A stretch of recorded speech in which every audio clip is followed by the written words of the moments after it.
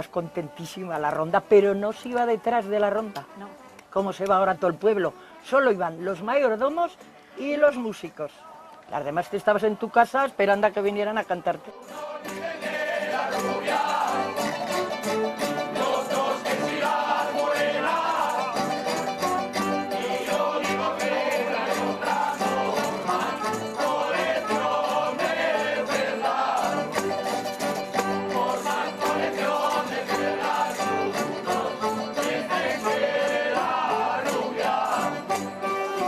La ronda del 15 de agosto es más bulliciosa, es más de fiesta, al tener viento pues es más de jolgorio y más de fiesta. Es distinta, pero son sentidas igual, son complementarias las dos.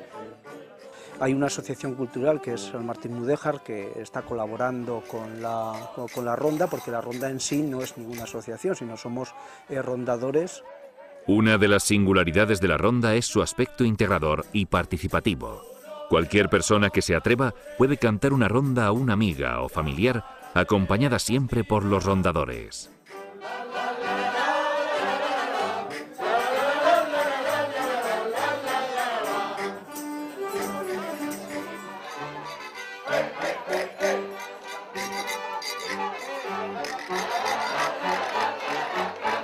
La asociación está colaborando y tenemos un proyecto a largo plazo de que la ronda como referente cultural de San Martín pase a ser un referente también turístico para la gente, y lo estamos consiguiendo en la medida de cada vez viene más gente de fuera a conocernos.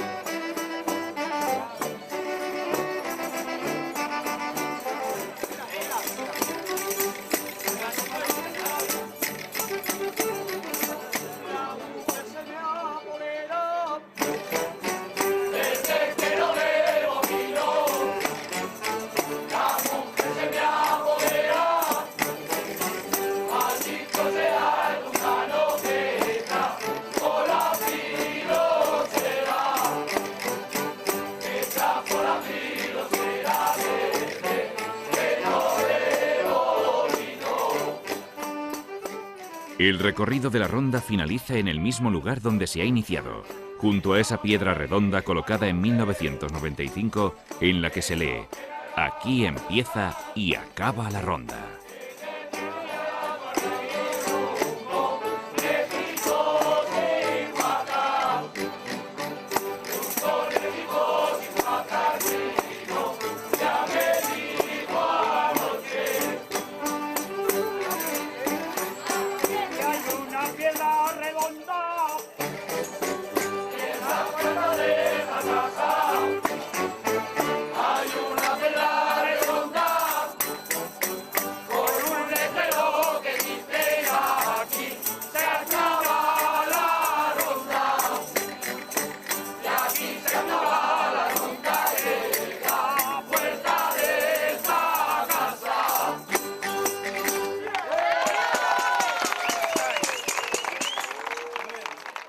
Para San Martín para sus gentes es muy importante la ronda. Yo creo que es la expresión cultural más viva que tiene el pueblo.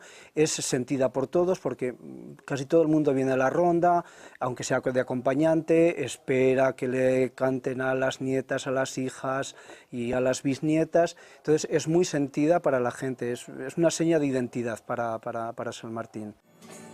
Ya está la ronda en la calle, con mucha formalidad.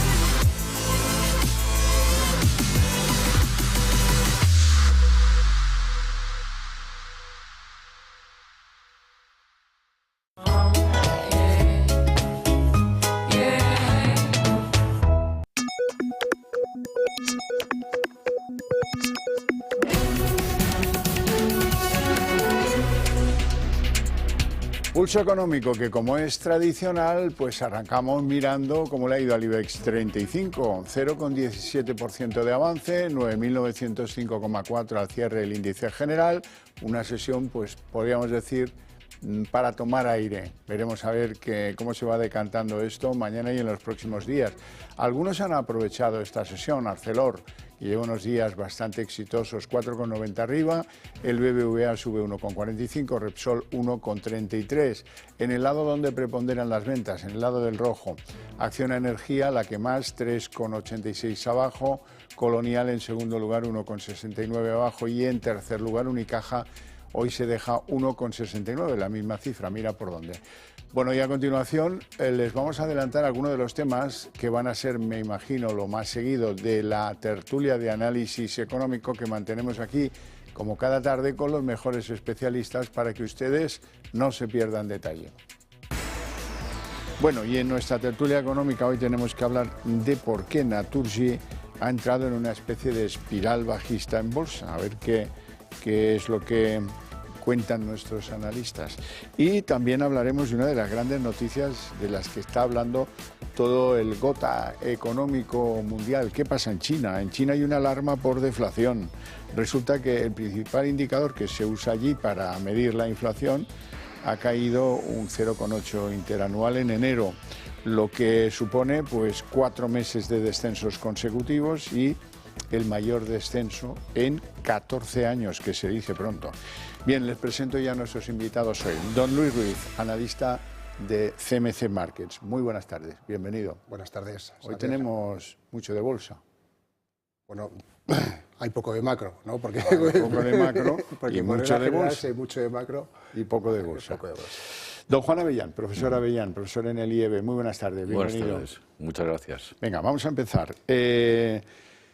El IBEX, pues yo decía antes que es una sesión para tomar aire, no sé si exactamente lo ven ustedes así, pero estamos un poco esperando algunas mejores o mayores referencias que nos digan si esto va para arriba o va para abajo, ¿no? Tierra de nadie. Tierra de nadie, sí señor. Bueno. Se está quedando un poquito atrás. Porque entre otras razones no tiene mucha tecnología dentro de su composición. Luego toda esta fiesta que se está montando en torno a Estados Unidos, ¿no? Con el Standard & Poor's 500, el Nasdaq, también tenemos algunos índices en Europa que tienen algunas empresas de tecnología, el Eurostoxx 50 está también marcando máximos anuales. Pues bueno, pues el IBEX se queda atrás, el máximo lo tiene en 10.300 y el mínimo en 9.800 aproximadamente, y estamos un poquito más cerca del mínimo. Los resultados de la banca que ya se han publicado tampoco han terminado mucho por convencer ni servir mucho de tracción. La semana que viene no hay grandes resultados, ¿no? Me parece que publica Mafre nada más. Luego tendríamos que esperar ya la siguiente para encontrar catalizadores en cuestión de resultados empresariales, donde ahí ya sí publica Iberdrola, también está Repsol, y ahí sí podría haber un poquito más de movimiento. Eso sí, desde el aspecto macro, la semana que viene hay un dato en el que todo el mundo se está fijando, que es el de la inflación de Estados Unidos. Como salga o como repunte un poquito más de lo esperado, que tenemos una inflación allí en torno al 3,4 o 3,5%, puede aplazar esa deseada bajada de tipos de interés y generar un poquito más de volatilidad en el mercado. De hecho, todas las declaraciones que llevamos conociendo de los miembros del FONC van en esa dirección, y el mercado lleva ya mucho tiempo descontando que iban a bajar esos tipos de interés. Luego, en algún momento se puede sentir un poquito decepcionado en ese sentido, ¿no? Hombre, Profesor Avellán. Siguiendo con lo que dices, por lo menos el mercado laboral no ha dado ninguna sorpresa en Estados Unidos, se ha mantenido un poco sobre lo que se esperaba. Ya respecto a Europa y respecto a España, hombre, en España yo creo que para el año que está empezando tenemos cierto potencial.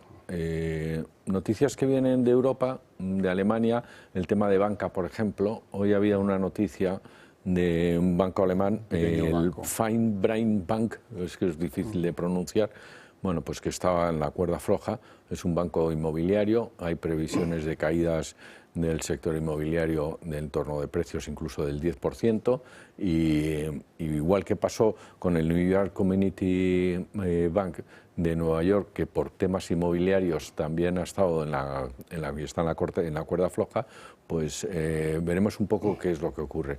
No es trasladable al IBEX porque los bancos españoles, primero, no tienen ese problema inmobiliario. El problema inmobiliario aquí vino en su día por promoción y construcción, es muy bajo los volúmenes de promoción y construcción, principalmente el sector hipotecario en España está en familias, con lo cual no hay problema alguno, y la banca, pues con los resultados que han dado en España y sobre todo con el saneamiento que tienen, pues es magnífico. Europa sigue haciendo también sus deberes. Yo, por ejemplo, resaltaría una noticia, TBD, el banco de Sabadell, fijaros que ha dado resultados y daba un ratio de eficiencia del 73%, un ratio de eficiencia malísimo, cuanto más bajo mejor. Van a hacer una reducción de personal ya inmediata de un 5%. Eso significa que Europa debería ir y se va acercando cada vez más a los ratios de eficiencia que tenemos en España. Entonces, yo creo que por ahí iremos viendo. Yo creo que la bolsa este año, la banca, evidentemente hará buenos resultados, va a hacer un año bueno porque los tipos de interés bajarán y le dará cierto impulso al IBEX, pero evidentemente tendremos que irnos a unos tipos de interés del 2 y pico % y eso también se verá reflejado. Por contra, también afectará a tecnológicas, que tampoco tenemos muchas, esa posible bajada de tipo de interés. Es decir, tenemos ahí ese convenio en la bolsa, tanto española como europea. Bueno, apuestas del mercado. Acerinox, estamos viendo estos días, CAF, Inditex y algunos valores, lo poco que tenemos de valores tecnológicos.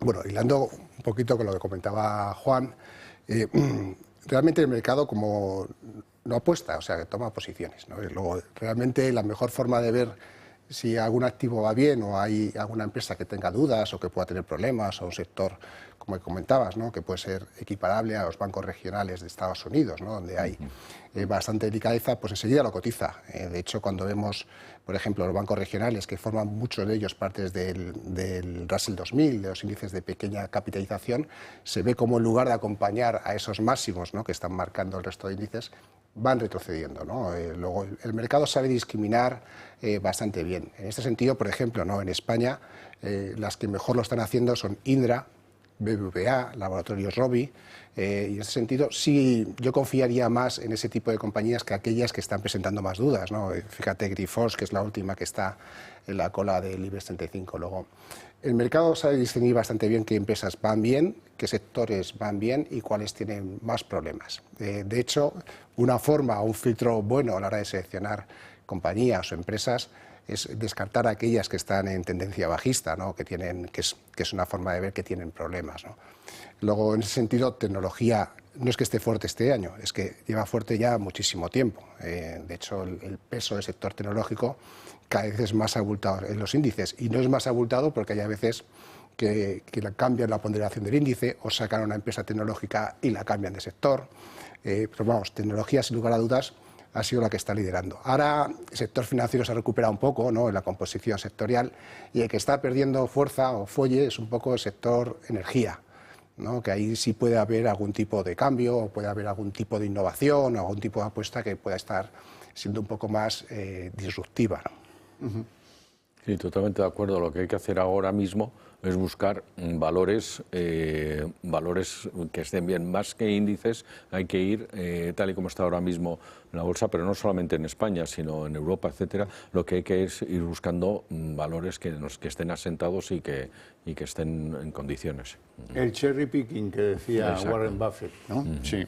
Bueno, hablemos de uno de los temas que hemos significado al principio, que es qué está pasando en Naturgy, que entra en una especie de espiral bajista en el IBEX. Sí, bueno, Naturgy está dentro de ese sector de energía que está sufriendo, pero en su conjunto. Estamos viendo como Iberdrola también está en mínimos de 2023, está cayendo con bastante intensidad de lo que lleva de año. Red Eléctrica también está un poco tocada. Luego, en principio, un sector que más o menos está coincidiendo la caída desde que la COP28 se apostó o se le dio un giro de 180 grados a la energía nuclear. En ese sentido, sí es una apuesta energética bastante importante que podría restarle un poco de protagonismo a otras fuentes de energía, como es el caso del gas natural. Que el gas natural además está viendo amenazado por las energías renovables que están empezando a funcionar con bastante intensidad. De hecho, ya hay países de Europa del Norte donde la producción de energía eólica pues supera tranquilamente 70%. España recientemente, en el mes de enero, el 50% de la producción eléctrica ha sido energía eólica. Luego, todo esto hace que la demanda de gas se reduzca con bastante intensidad. El precio del gas está también bajando, además, porque los inventarios de partida, por motivos geopolíticos, con la guerra, con el conflicto de Rusia y Ucrania, etcétera, pues se llevaron los inventarios a máximos. Luego, todas estas derivadas están haciendo que el precio del gas esté a la baja, que la demanda sea un poquito más baja y está afectando negativamente pues al precio de la acción.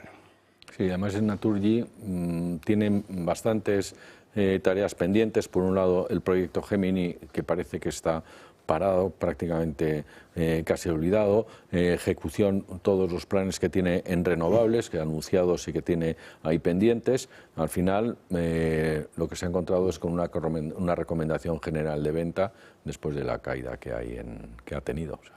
Bueno, buena parte de lo dicho a lo mejor explica lo que yo quería proponerles, que es hablar de Redeia, porque está en mínimos. ¿Qué opinan de ese valor? Redeia está en los 14,50. Pero en este caso, sí es una compañía que puede verse favorecida, ¿no?, por la transición energética, en el sentido de que tiene que hacer fuertes inversiones pues, para extender la red y para dar servicio a todas esas energías renovables, ¿no?, que se están construyendo. ¿Cuál es el punto negativo que tiene el caso de Red Eléctrica? Que tiene mucha deuda, ¿no? Tiene unos niveles de deuda pues, bastante elevados. De hecho, están incrementando con bastante intensidad debido a esas inversiones que está realizando.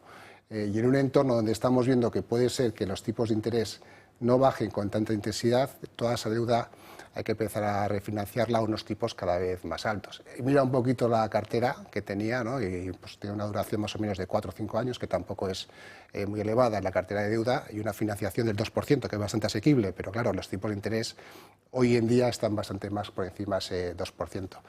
Luego sí es una situación que es una compañía que ahora mismo en ese 14,50 es el que es soporte, vamos a ver cómo reacciona, pero si no, más abajo pues podría tener otro apoyo que serían 13,50, 13 euros, ¿no? Sí, todavía no ha publicado resultados y lo que se esperan son unos resultados muy buenos para el año pasado. Veremos qué ocurre una vez que publiquen los resultados. Yo a la espera de la publicación de resultados. Bueno, y los analistas parece que no les gusta mucho la ejecutoria de estos últimos tiempos de ACS. Están como antes apostaron por ella y ahora parece que apuestan menos. Bueno, a mí personalmente sí es una de esas compañías, ¿no?, cuando estamos buscando crecimiento, está en ACS. Es una compañía que tiene ritmos de crecimiento de 2 dígitos en ingresos, en beneficios, tiene una cartera de pedidos que también aumenta con fuerza. Últimamente a corto plazo, pues bueno, ha habido el Tribunal Supremo, me parece que ha negado, ¿no?, lo que reclamaba sobre Abertis, ¿no?, por la autopista de la AP7, me parece que era, ¿no? AP7. Luego, en ese sentido, pues bueno, pues puede haber un poco de volatilidad a corto plazo. Quizás desde un punto de vista de lo que ha perdido por capitalización la acción en las últimas sesiones sea algo excesivo si se debe a esa noticia, ¿no? Luego, quizás a corto plazo se haya excedido un poquito más. Sí me gusta el sector de infraestructuras, en el sentido de que tiene esos ritmos de crecimiento bastante elevado y, bueno, en el entorno en el que estamos ahora, que sí hay que apostar por la transición energética y hacer infraestructuras, etcétera, ¿no? Pues sí puede ser un sector que de fondo tenga el viento a favor, ¿no? Sí, yo creo que lo que dices se ha visto muy influenciado por la sentencia.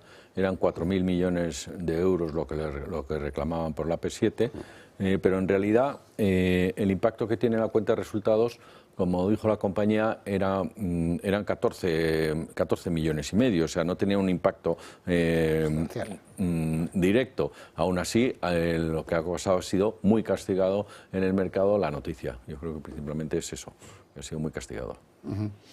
Bueno, hablemos de ArcelorMittal, que ha subido bastante y la clave parece que está en su EBITDA, en la generación de su EBITDA. Sí, porque como nos quedemos con el beneficio neto, ¿no?, que ha caído en torno a 90 puntos porcentuales, entonces habría poca justificación.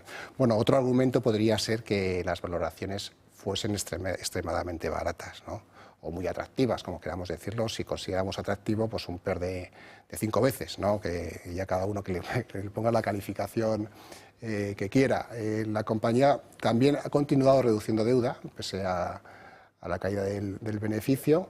Y la actividad no está mal, lo que está parte de los ingresos, que han caído con bastante fuerza también, por encima de 2 dígitos, se debe a caída de los precios del acero, no a caída de volumen. Luego, en ese sentido, no son malas noticias del todo, ¿no?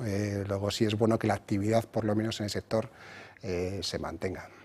Sí, yo creo que es eso, que la actividad se mantiene y tiene previsiones de que pueda crecer la demanda.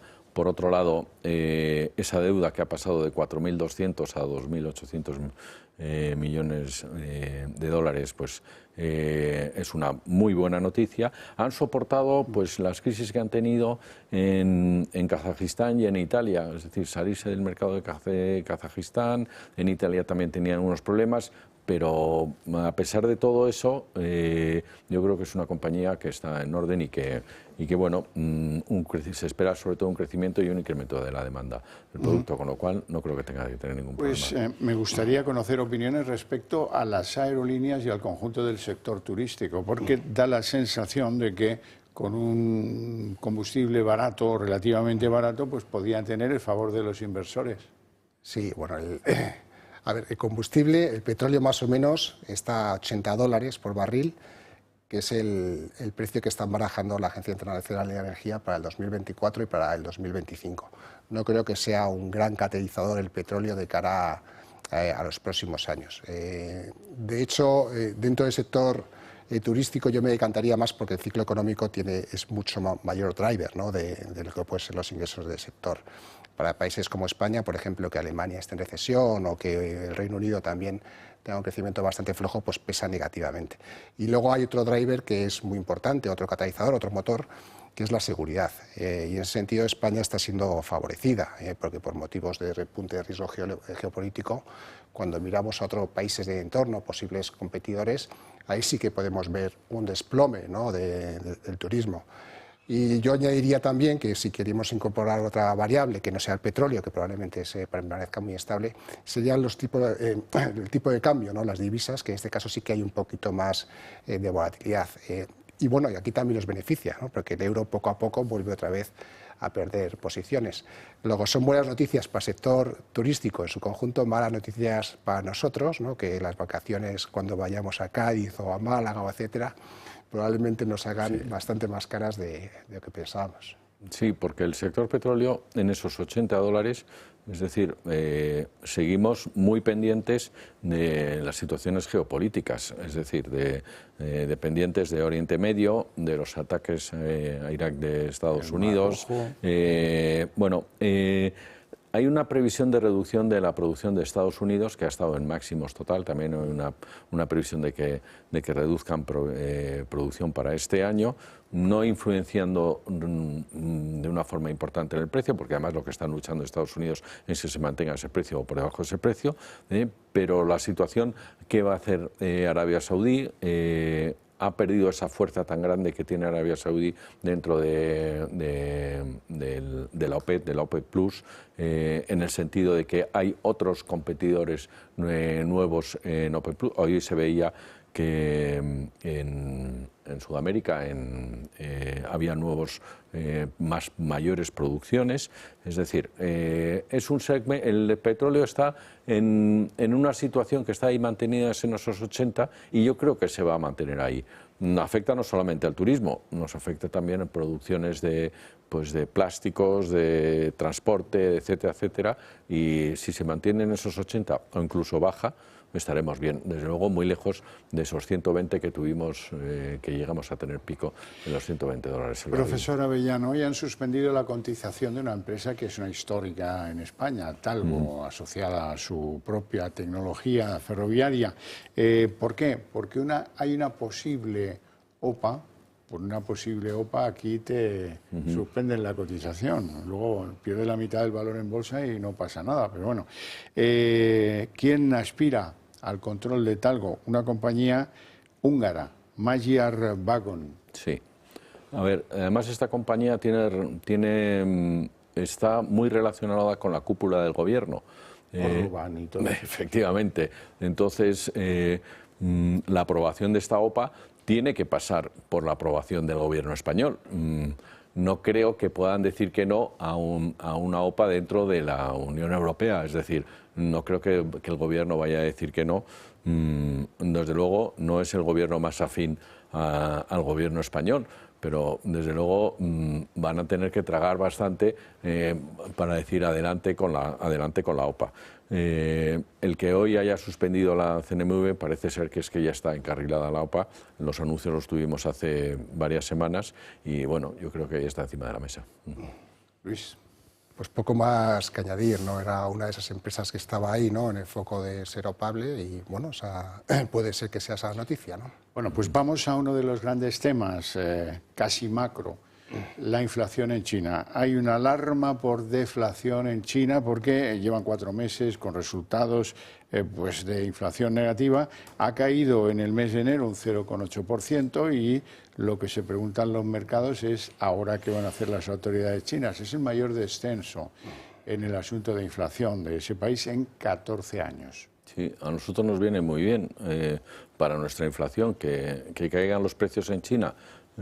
Si estamos importando productos chinos, nos viene muy bien para la inflación. Hombre, la inflación en países europeos, Estados Unidos, está más influenciada por los servicios que por la exportación de bienes y consumos.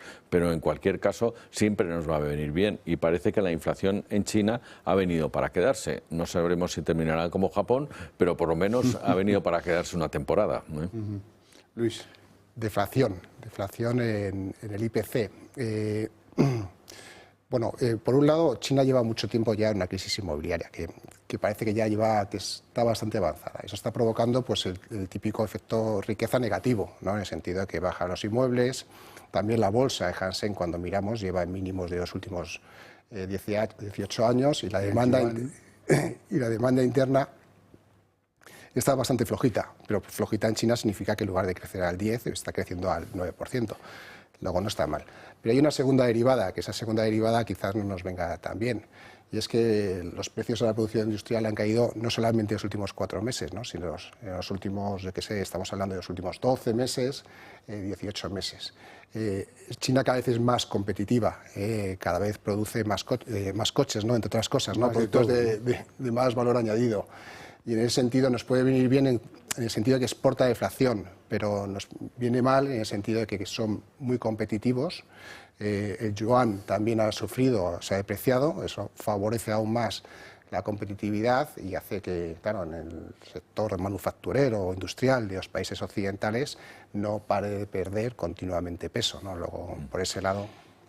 Bueno, alguna cosa macro tendríamos que contar. Por ejemplo, el paro en Italia, sorprendente, ha bajado, está en el 7,2%. Y ahí hay un manejo extraordinario de gestión política, porque ha sido retirar la renta de ciudadanía, que era una especie de renta con la que ayudar en momentos de dificultad, y pues empezar a caer el paro, es decir, que hay más ocupados. Sí, hay más ocupados. Para analizar el paro en Italia es complicado. Es complicado analizar el paro en Italia porque les pasa un poco como en España. Sí. En España tenemos parados que cobran empleados que cobran el paro, estadísticas que se manejan. En Italia también les pasa un poco. Cuando una persona se va al paro, una parte lo va cobrando en la empresa, con lo cual no cuenta como parado. También tienen cierto batiburrillo. No sé si parece que los países del sur nos gustan mover mucho las cifras, pero bueno, evidentemente dentro de lo que es igual que en España hay cierta resistencia en el paro a caer el empleo y que hemos tenido y que nos ha salvado enormemente, nada quita que las cifras puedan estar más o menos manipuladas. En Italia os pasa igual, pero es una buena noticia. Muy buena noticia, sí. Para nosotros la quisiéramos, ¿verdad? Bueno, no tenemos tiempo para más, lo dejamos aquí con mi agradecimiento a ustedes dos por sus opiniones, su presencia en el programa y a ustedes Les veo a continuación en la redacción abierta.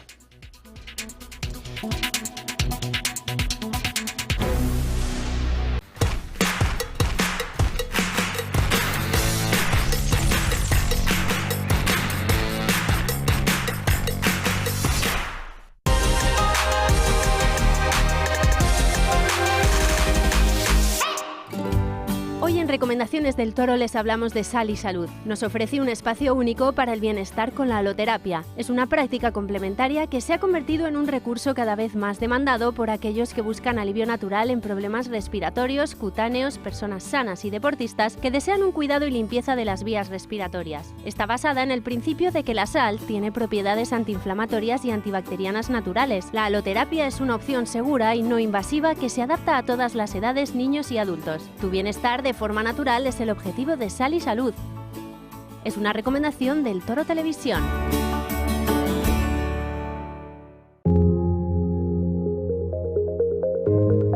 Después de formar a 4 promociones y más de 100 líderes en distintos campos como la política, el periodismo, la empresa o el derecho, ISEP Madrid abre su proceso de selección para el 5º programa de liderazgo y gobierno. En nuestras aulas imparten clase los mejores y más reconocidos profesores.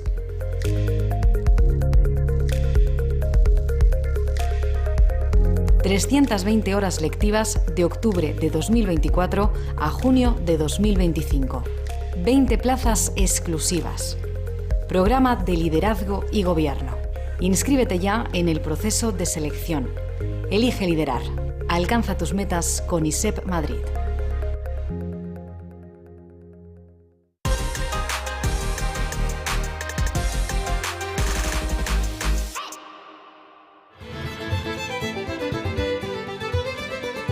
Hoy en Recomendaciones del Toro por España nos vamos a Vedra, en La Coruña. Allí se encuentra el restaurante Villa Verde, ubicado en una casona rural de piedra construida en el siglo XVIII, en perfecta armonía con su entorno, en un paraje tranquilo, apacible y rodeado de bosques y viñedos.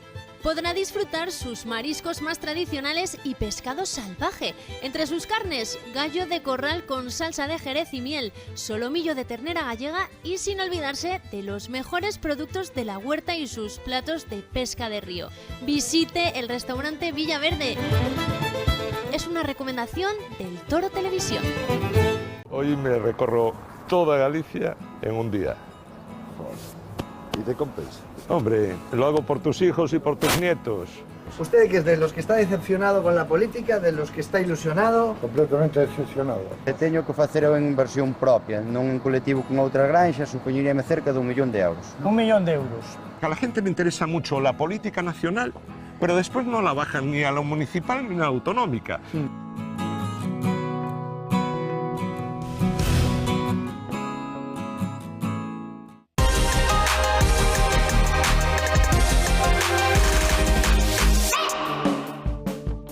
Hoy, en Recomendaciones del Toro por España, les hablamos de Olivos Montemayor. Olivos centenarios para su jardín. Se lo envían a su domicilio. Paz emocional por excelencia en su casa. Olivos con más de 100 años de historia que siguen viviendo en su jardín. Puede hacer la compra en www.olivosmontemayor.com o puede hacerles llegar sus consultas por WhatsApp al teléfono que aparece en pantalla.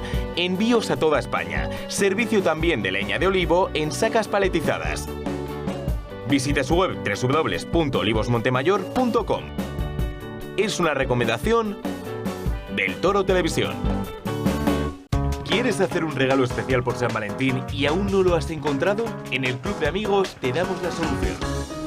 Esta nueva colección de relojes más deportivos, informales y dinámicos es una fantástica opción de regalo.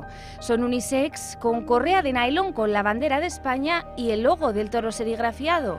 Colores disponibles azul y verde. No te quedes sin él, consíguelo llamando al teléfono del Club de Amigos o enviando un correo electrónico a la dirección que aparece en pantalla.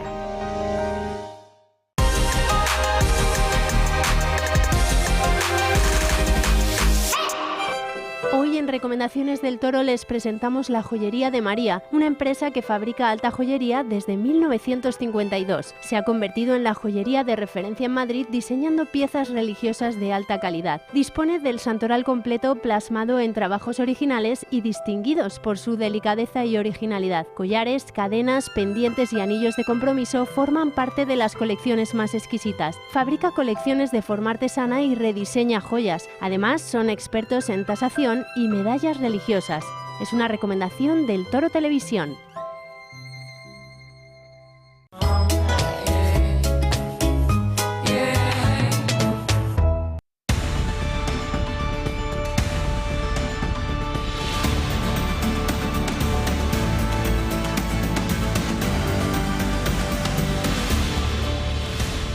Son las 7:30 de la tarde, una hora menos en las Islas Canarias. Sean muy bienvenidos a la redacción abierta en el Toro Televisión, donde estamos dispuestos ya a desgranar para ustedes la actualidad de este día de hoy, con valentía, con rigor y, desde luego, con una aspiración, que es que ustedes conozcan opiniones en libertad y decidan la suya propia también en libertad. Aquí no hay minaretes ni hay otalas que les impongan una manera de pensar, no.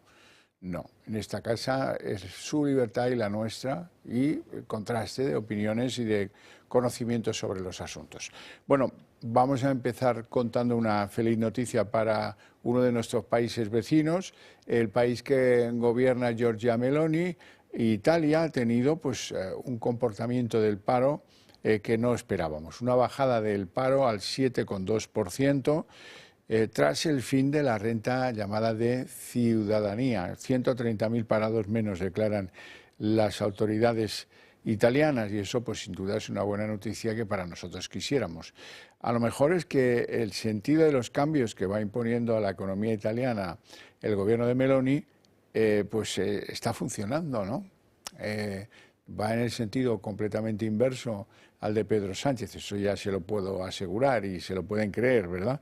La cosa es que el sentido inverso está funcionando y aquí tenemos que recurrir a innumerables trampiñas a la hora de contar los desempleados para que el gobierno no tenga que admitir que no saben qué hacer con ellos, que es lo que pasa, con unos márgenes ridículos de recolocación del servicio público de empleo. Ridículos, absolutamente ridículos. Bueno, pues tenemos un problema ahí, pero nadie quiere mirar. Hacia ese problema nadie quiere mirar. Tendrán que mirar, pero de momento no lo hacen. Bueno, las relaciones con Estados Unidos no van muy bien. No van muy bien después de que Sánchez renunciara a participar en la misión en el Mar Rojo, como pedían Estados Unidos, los aliados occidentales, el Reino Unido, etc. Bueno, ¿qué ha decidido Estados Unidos? Cortar el acceso a España a su inteligencia militar después del desplante del Mar Rojo. Peticiones de información en misiones internacionales se van a quedar en el limbo y en sendos reproches en las reuniones que a lo mejor consiguen recuperar el prestigio que nos daban los americanos y esa consideración de aliados estratégicos fundamentales. Ya saben que en los últimos tiempos Estados Unidos se fía mucho de Marruecos y menos de los gobiernos socialistas en España. Bueno, de todo esto nos vamos a España con algunos asuntos de esos que hoy nos han trastornado un poco. Les tengo que hablar de lo sucedido en Castro Urdiales, donde una mujer aparecía muerta de forma bastante salvaje en el aparcamiento de su domicilio. Los autores confesos son dos hijos que tenía adoptados de origen ruso, 16 y 13 años. Bueno, lo reconocieron ellos porque llamaron a la abuela adoptiva para confesarle el crimen. Uno, el menor, ha ingresado en un centro pues los menores no pueden ir a la cárcel, ¿verdad? Y al otro, de momento le condenan preventivamente, pero esto le puede costar 6 meses de retención en otro centro más serio, más severo para los menores. Conmoción en Castro Urdiales por el asesinato de una mujer presuntamente a manos de sus hijos adoptivos de 13 y 15 años de origen ruso. Fuentes de la investigación señalan que las malas notas del hijo mayor pudieron desencadenar una pelea familiar y esta brutal reacción de los menores. La madre estaba amordazada, maniatada en uno de los asientos de atrás de un coche en el garaje familiar y con una bolsa en la cabeza.